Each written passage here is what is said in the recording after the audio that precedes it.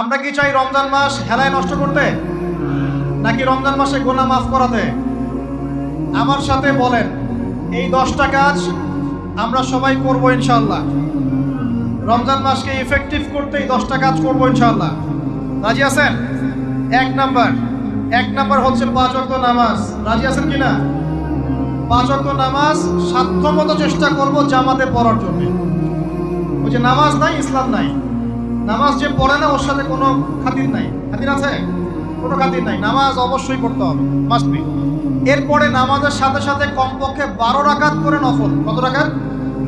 যে ব্যক্তি 12 রাকাত নফল বা সুন্নত দৈনিক পড়ে তার জন্য জান্নাতে একটা ঘর তৈরি করা হয়। 12 রাকাত কি কি কে বলতে পারবেন? প্রথমে ফজরের 2, জোহরের আগে 4, জোহরের পরে 2, কত হলো? 4 2 6 2 8, মাগরিবের পরে, এশার পরে, এই হলো 12। পড়বো তো ইনশাআল্লাহ। এইগুলো 1 নাম্বার কাজ, নামাজ পড়া। 2 নাম্বার ভাই, নামাজের সাথে সাথে তাহাজ্জুদ এবং তারাবি অবশ্যই পড়তে হবে। রাজি আছে কিনা?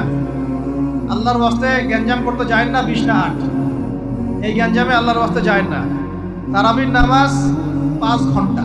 কত রাকাত সেটা বড় কথা। তারাবির নামাজ কত ঘন্টা? প্রায় 4-5 ঘন্টা। আর 5 ঘন্টায় 8 রাকাত পড়েন, 5 ঘন্টায় 20 রাকাত পড়েন। কি বুঝতে পারছেন কথা?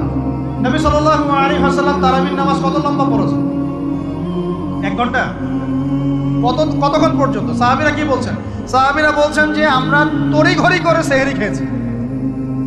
নামাজ এত লম্বা নবীজি পড়েছেন, শেষে তড়িঘড়ি করে সেহরি করতে হয়েছে।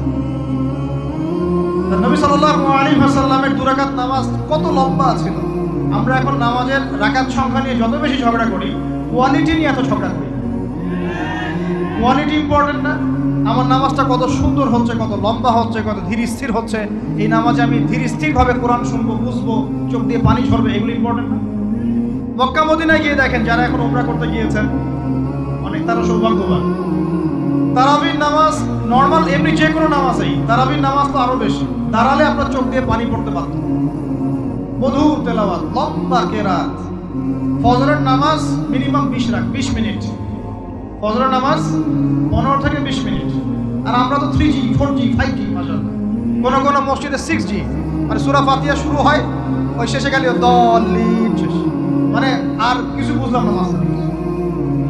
এগুলো কি নামাজ? আমরা তো নামাজ পড়তেই ভাই দুনিয়াতে আসছি, নাকি? দুনিয়াতে আসছি কেন? ওমা খালাকতুল জিন্না ওয়াল ইনসা ইল্লা লিয়াবুদুন। তো নামাজই তো পড়তে আসছি ভাই, এখন তাড়াহুড়ার কি আছে? ধীর স্থির ভাবে আপনি 8 রাকাত পড়তে চান, পড়েন, লম্বা করে পড়েন, ধীর স্থির ভাবে পড়েন। এক ভাই বলছেন আমি 20ই পড়বো। আচ্ছা ভাই পড়ুক তো, ওকে 20ই পড়তে দেন, লম্বা করে পড়তে বলেন, ধীর স্থির ভাবে পড়ো। আরেকজন পড়ছে 2 রাকাত, রাতের সালাত 2-2 করে, একটা হাদিস আছে না? রাতের সালাত 2-2 করে। এই বেচারা 2-2 করে পড়তেই আছে। তো লম্বা করে পড়লে কোনো সমস্যা আছে? উদ্দেশ্য কি? আল্লাহকে পাওয়া। আমি নামাজে আল্লাহকে পেলাম কিনা এটা বড় কথা।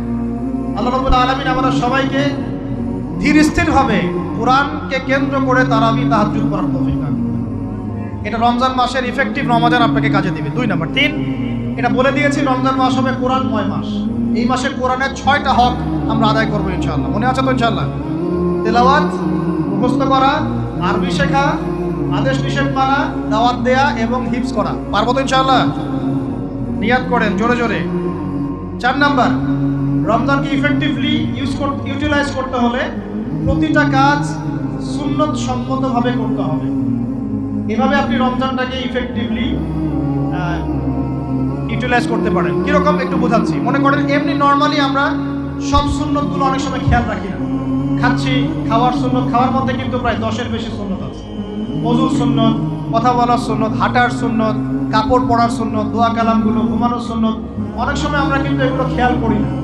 রমজান মাসের চেষ্টা করবেন প্রতিটা কাজ সুন্নাহ মাফিক বুঝে করার। আল্লাহ তৌফিক দান। রমজানে ঘুমাবো, ঘুমানোর আগে বিছানাটা ঝেড়ে নেব, লাইট অফ করব, আমরা দোয়া, এই যে সূরা ফালাক নাস ইখলাস এগুলো পড়বো, কাফেরুন সূরা পড়বো, আয়াতুল কুরসি পড়বো, সূরা বাকারা শেষের আয়াতগুলো পড়বো, পারলে সূরা মুলকটা পড়বো। ঠিক আছে? প্রয়োজনে ওযু করে আসবো, এসে আমরা ডান কাতে হয়ে শুয়ে আল্লাহুম্মা বিইসমিকা আমুতু আহমা, এই যে শুরু করলাম। ঘুম থেকে ওঠা, ওযু করা, ওয়াশরুমে যাওয়া, খাওয়া দাওয়া করা, মসজিদে যাওয়া, নামাজ, জিকির, তাসবিহ, তাহলিল, ব্যবসা বাণিজ্য, এগুলো সব কিছু সুন্নত নাই? প্রতিটা কাজ সুন্নাহ মাফিক করার চেষ্টা করবো, আল্লাহ তৌফিক দান করুন। ফিকহুস সুন্নাহ এরকম কিছু বই পাওয়া যায়, ফিকহুস সুন্নাহ, কিতাবুস সুন্নাহ, এরকম অনেক বই আছে। আরবি থেকে বাংলা অনুবাদ হয়েছে, বাংলাদেশের ওলামায়ে কেরাম লিখেছেন। এরকম সুন্নাহ শেখার কিছু বই কিনে নেবেন, কিনে নিয়ে প্রতিটা কাজ কিভাবে করলে সুন্নত হয় পড়ে দেখবেন। পারবেন তো ইনশাআল্লাহ? আল্লাহ পাক তৌফিক এনায়েত করুন বলি আমিন। এটা কত বললাম? 3 নাম্বার। 4 হচ্ছে দান সাদাকা বেশি বেশি করা। রমজানে দান সাদাকা বেশি বেশি করা। আল্লাহ রাসূল সাল্লাল্লাহু আলাইহি ওয়াসাল্লাম রমজানে রহমতের বাতাসের চাইতেও বেশি বেশি দান করতেন। আমরা পারবো কিনা ইনশাআল্লাহ? দেখেন, আমি একটা কথা বলি, দান করার জন্যে সম্পদ লাগে না, দান করার জন্য কলিজা লাগে। কি লাগে? ব্যাস, যার মন বড় সে দান করতে পারবে ইনশাআল্লাহ। আল্লাহ পাক আমাদের সবাইকে দ্বীনের জন্য দান করার তৌফিক দান করুন। দ্বীনের জন্য দান করেন, স্থানীয় মসজিদ, মাদ্রাসায়, এতিমখানায়, অসহায় মানুষের পাশে, বিধবার ঘরে, এতিমের ঘরে, যারা খেতে পারছে না 3 বেলা, ওদের ঘরে ঘরে রমজানের বাজার পৌঁছে দেন। আল্লাহ পাক তৌফিক দান করুন, আমিন। 5 নাম্বার, রমাদান মাসে অবশ্যই আমাদের জাকাতগুলো আমরা দিয়ে দেব। রাজি আছি তো ইনশাআল্লাহ? বলেছি জাকাত এবং সালাতের মধ্যে যে পার্থক্য করে সে মুসলিম নয়। জাকাত ফরজ হয়েছে, অবশ্যই আপনাকে জাকাত দিতে হবে। এটা কিন্তু নফল কিছু নয়, এটা কি ফরজ। জাকাতের নিসাব জানেন কি না? কত পার্সেন্ট?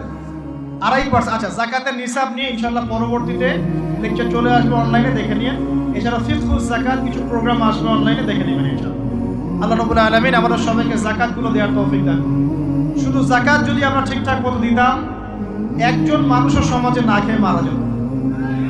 একজন মানুষ সমাজে, এই যে ইকোনমিক সমস্যাগুলো যেগুলো হয়, অর্থনৈতিক সমস্যা, স্যাংশন, মুদ্রাস্ফীতি, হাবিজাবি, অনেক প্রবলেমস ওভারকাম করা যেত শুধু যাকাতের মধ্য দিয়েই। কিন্তু কে শোনে কার কথা? সবাই কি যাকাত দেয়? বাংলাদেশে এমনও মানুষ আছে যার একজনের যাকাত দিয়ে 100 পরিবারের সংসার চলবে। আছে না এমন লোক? আমরা যাকাতগুলো দেওয়ার চেষ্টা করি, আল্লাহ পাক তৌফিক দান করুন। 7 নাম্বারটা বলে দিয়েছি, রমজান হচ্ছে একটা নতুন জাতির উত্থান। অতএব রমজানে আমরা সমস্ত পাপ ছেড়ে দিয়ে একটা আলোকিত জাতি হিসেবে আত্মপ্রকাশ করবো ইনশাআল্লাহ। আল্লাহ পাক তৌফিক দান করুন। 8 নাম্বারও বলে দিয়েছে, রমজান হচ্ছে জুলুমের বিরুদ্ধে দাঁড়িয়ে যাওয়ার চেতনা। রমজান কি হচ্ছে? বদরের যুদ্ধ। জুলুমের বিরুদ্ধে দাঁড়িয়ে যাওয়ার চেতনা হলো রমাদান। তাই সর্বস্তরের জুলুমকে আমরা রমজান মাসে রুখে দেওয়ার চেষ্টা করবো ইনশাআল্লাহ। আল্লাহ পাক তৌফিক দান করুন। শুরুটা হবে কোথা থেকে? নিজের থেকে। আমার নিজের মধ্যে কি কি জুলুম আছে আমি আগে দেখবো, আমি কার কার উপর জুলুম করেছি এটা আগে দেখবো, এগুলো আগে প্রতিহত করবো, তারপরে আমি ইনশাআল্লাহ তাআলা পরবর্তী দিকে ফোকাস করবো। 9 নাম্বার খুব ইম্পর্টেন্ট। 9 নাম্বার আর 10 নাম্বারটা বেশি ইম্পর্টেন্ট। 9 নাম্বার হচ্ছে রোজা রাখা মানে আমরা অনেকেই মনে করি যে না খেয়ে থাকা আর কি পানি ছেড়ে দেওয়া। অনেকেই মনে করি এটা রোজা মানে আমাকে না খেয়ে থাকতে হবে আর পানি ছেড়ে দেওয়া লাগে, স্ত্রী সহবাস ছেড়ে দেওয়া লাগে। কিন্তু এর চেয়ে বেশি ইম্পর্টেন্ট একটা বিষয় আমরা ভুলে যাই, সেটা হলো রমজান মাসে রোজা রাখার অর্থ হচ্ছে আল্লাহ পাকের সমস্ত কবিরা সগীরা গুনাহ ছেড়ে দেওয়া। রোজা রেখেছি, গীবত করলাম, রোজা হবে কিনা? রোজা রেখেছি, মিথ্যা কথা বলছি, হবে রোজা? রোজা রেখে ওই ভদ্রলোক সুদ খাচ্ছে, রোজা হবে? রোজা রেখে অমুক ভাই আমার টেবিলের নিচ থেকে টাকা নিল, রোজা হবে? অমুক ভাই মানুষের সম্পদ আত্মসাৎ করে ফেললো, হবে? অমুক বোন বেপরদায় বাইরে বের হয়ে গেল, রোজা হবে? অমুক ভাই মনে করেন ওই যে গার্লফ্রেন্ডের সাথে চলে গেল ডেট করতে, রোজা হবে কিনা? অনেকে পর্নোগ্রাফি দেখছে রোজা রেখে, রোজা হবে কিনা? এই যে কবিরা গুনাহ যেগুলো আছে, যত রকম কবিরা গুনাহ, এই গুনাহগুলোতে লিপ্ত থাকলে রোজা ভেঙে যায়।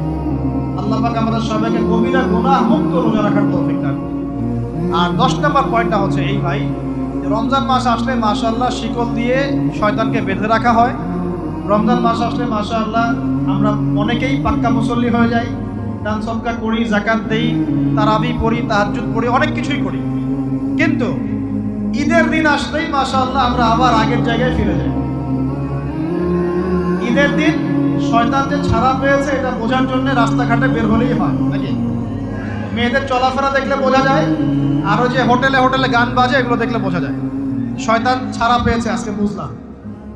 তো এখানে সবচেয়ে বড় শিক্ষাটা হলো রমজান মাসের এই যে শিক্ষাগুলো, ত্যাগের মহিমা, জুলুমের বিরুদ্ধে দাঁড়িয়ে যাওয়া, কোরআনের হক আদায় করা, জাতির উত্থান, বড় বড় অনেক কথা বললাম। এই শিক্ষাগুলোকে সারা বছর ধরে রাখাটাই হলো রমাদানের সবচেয়ে বড় চ্যালেঞ্জ। আমরা পারবো কিনা ইনশাআল্লাহ? আমরা রমাদানের এই 10টা হক আদায় করতে পারবো কিনা ইনশাআল্লাহ? কোরআনের হক আদায় করতে পারবো কিনা ইনশাআল্লাহ? আল্লাহ রাব্বুল আলামিন আমাদের সবাইকে আসন্ন রমজানে সুস্থতার সাথে সমস্ত সওম রাখার তৌফিক দান করুন এবং রমজান মাসে বেশি বেশি তেলাওয়াত করার তৌফিক দান করুন, অর্থ বুঝে পড়ার তৌফিক দান করুন, বেশি বেশি দান সদকা করার তৌফিক দান করুন, বেশি বেশি ওই যে গরিব দুঃখী মানুষের পাশে দাঁড়ানোর তৌফিক দান করুন, বেশি বেশি যাকাতগুলো দিয়ে দেওয়ার তৌফিক দান করুন, বেশি বেশি আল্লাহর জিকির করার তৌফিক দান করুন, বেশি বেশি আল্লাহ পাক আমাদেরকে নফল নামাজগুলো পড়ার তৌফিক দান করুন, কোরআন কেন্দ্রিক সময় কাটানোর তৌফিক দান করুন, রাসূলের সুন্নতের উপর আমল করার তৌফিক দান করুন এবং একটা নতুন আলোকিত প্রজন্ম এবং জাতি হিসেবে এই রমাজানে আল্লাহ রাব্বুল আলামিন আমাদের যুব সমাজকে আত্মপ্রকাশ করার তৌফিক দান করুন। সর্বোপরি রমাদানের এই শিক্ষাগুলোকে সারা বছর ধরে রাখার তৌফিক আল্লাহ পাক আমাদের সবাইকে দান করুন, আমিন। আমি এই বলে আমার আজকের সংক্ষিপ্ত আলোচনা শেষ করছি। আকুলু কওলি